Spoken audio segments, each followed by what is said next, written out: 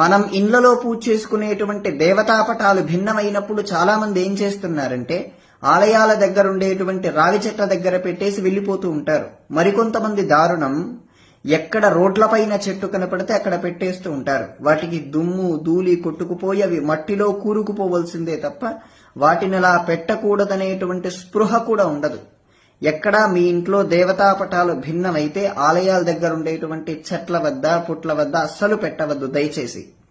మీ ఇండ్లలో ఉండేటువంటి పటాలు భిన్నమైనప్పుడు లోపలుండేటువంటి దేవతాపటానికి ఎటువంటి ఇబ్బంది లేకుండా ఉంటే ఈ పైనుండేటువంటి ఫ్రేములన్నీ పీకేసి ఆ పటంతో మరో ఫ్రేమును కట్టించుకుని ఆరాధించండి.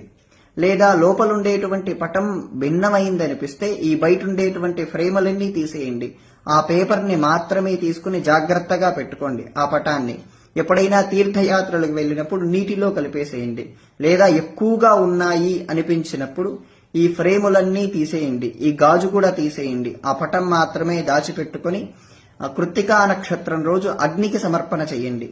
ఆలయాల్లో మాత్రం పుట్టల దగ్గర రావి చెట్ల దగ్గర మాత్రం దేవతా పటాలు దయచేసి పెట్టవద్దు. ఎందుకంటే వాటిని రక్షించి వాటిని కాపాడే నాథుడు ఎవరూ లేరు.